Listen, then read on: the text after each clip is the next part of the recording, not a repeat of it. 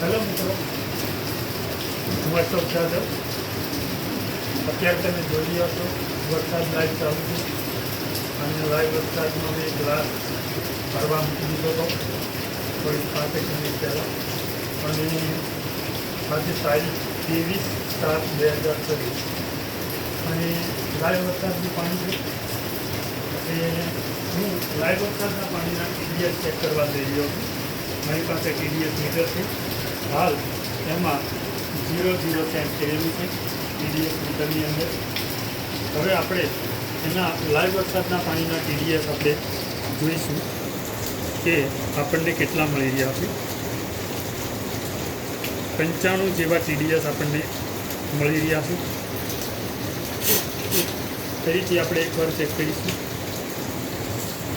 તો same 95 TDS આપણને મળી ગયા છે.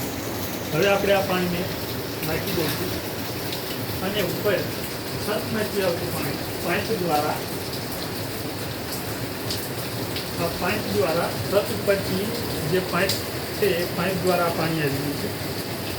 એ પાણીને આપણે પાછા 0 TDS સેટ કરેલા ફરીથી આપણે એને ચેક કરીશું તો આપણને પાઇપ દ્વારા એ પાણી આવવાથી તે TDS કપાઈ જાય છે અને જસ્ટ ઓનલી 13 TDS આપણને મળી ગયા. તો અત્યારે જો લાઈવ પાણી વરસાદનું આવે એ જો આપણે ભેગું કરીએ, સીધું પાણી વરસાદનું પડે સીધું જ પાત્રમાં આવે તો આપણને એમાં TDS તાજા મળે. પણ આપણે જો ધાબા ઉપર છત ઉપર પાઇપ થ્રુ આપણે જે પાણી ઉતરે છે એ પાણી આપણે કલેક્ટ કરીએ અને પછી જો TDS નાખીએ છીએ તો TDS કપાઈ ના આવે. એટલે તે ઓછા TDS વાળું પાણી આપણા માટે પીવા લાયક નથી. એના માટે આપણે બેસ્ટ ઓપ્શન છે કે શરીર માટે જરૂરી 150 TDSનું પાણી આપણા શરીર માટે બોડી માટે જરૂરી છે.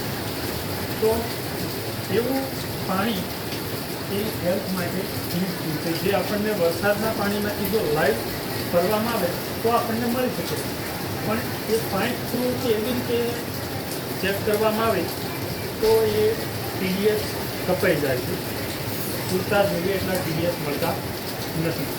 તો આપણે આ લાઈવ વરસાદના પાણીના TDS ચેક કરવાનો આપણે ડેમો છે. તારીખ 23/7/2026 બપોરે 1:30 વાગ્યાનો સમય છે અને આપણે લાઈવ વરસાદના પાણીના TDS આપણે બંને રીતે ચેક કર્યા. Thank you.